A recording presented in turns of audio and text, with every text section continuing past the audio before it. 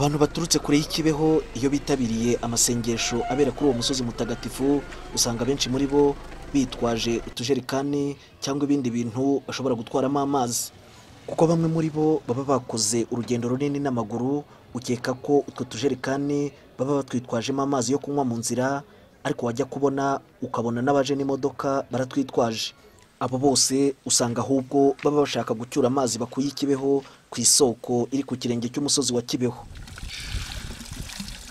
Mu minsi isanzwe nta masengesho yabereye Kibeho kuri iyo soko usanga hari abantu babarirwa ku mitwe y'intoki, ariko ku munsi w'isengesho rikomeye usanga umuvundo w'abantu ari wose, abantu batagira ingano bashaka gucyura amazi yo kuri iyo soko. Umunsi w'amasengesho ya Assumption kuri iyo soko hari umurongo muremure w'abantu bashaka kuvoma amazi ngo bayacyure mu ngo zabo, haba mu Rwanda ndetse no hanze yarwo. Marigoreti Nahimana yitabiriye amasengesho y'Ikibeho avuye i Burundi. Twahuye nka saa moya za mu gitondo amaze kuvoma amazi yo kuri iyo soko, ariko kugira ngo ayabone byamusabye kubyuka saa 9 z'ijoro. Yego naje mvuga ati nogira Imana ko mbone ndashitse teme kino zanzanya amazi y'umugisha, kubera namanda yazana kangirira akamaro. Nkanje maze kuzira iminsi myinshi nomuze kubona ko Bikira Mariya ari wenyisho yacu, niho rero nemera nkahabira y'amazi nkava muri Province Rwegura nkemera nkazi no kuyatora. None urayabonye, ariko byagusabye kuzinduka cyane aha? Yego narayeho. Naje saa 9 none ngo yandi yaduganye. Waje saa 9 z'ijoro? Ari ushaka? Yego ariyo ndondera. Ayo mazi ngo iyo bageze mu rugo barayanywa cyangwa bakayatera mu nzu. Ibyo ahanini bishingiye ku myemerere y'abatwara ayo mazi, aho bemera ko akiza cyangwa akirukana amashitani. Amazi yanshishikaje kuko abamo umuti, ni umuti tuba twaje gushaka. Agoze yavura iki? Iyo tuyanyoye dukira indwara zose, kandi biterwa n'ukwemera ufite. Ariko ase kuki wumva afite izo ngufu? Nuko ari ku butaka butagatifu. Ubuzi neza ko aya mazi n'uyageriza imuhira azagira akamaro benshi.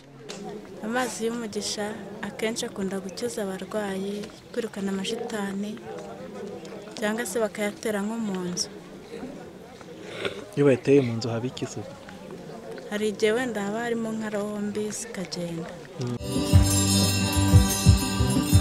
Mbere yo gucyura ayo mazi bamwe babanza kuyahesha umugisha mu misa ibera Kibeho, ariko abandi ntibabona uwo mwanya kuko hari nabo misa irangira bakirimo gushakisha ayo mazi. Gusa ngo icyo bazi ni uko baba batwaye amazi y'umugisha. Bamwe banemeza ko hari ibitangaza ayo mazi bita y'umugisha yabazaniye. Aya mazi turikanisha amashitani uko n'amazi ahezagiye. Niko mubyemera cyane ko biri? Niko tuvyemera kandi turabizi ko ari byo. Hari aho se byaba byarabaye? Misi yose biraba. Jewe nje byarabaye kenshi. Abazi iby'iyi soko y'Ikibeho ikurura abantu bemeza ko yari hari kera kose, gusa icyakozwe ngo no kuyitunganya neza ngo abantu bajye babona uko bayivomaho amazi, kuko umubare w'abantu benshi bazi Kibeho watumaga bitaborohera kubona amazi yo gukoresha, dore ko abenshi bakunda no kuharara bategereje amasengesho.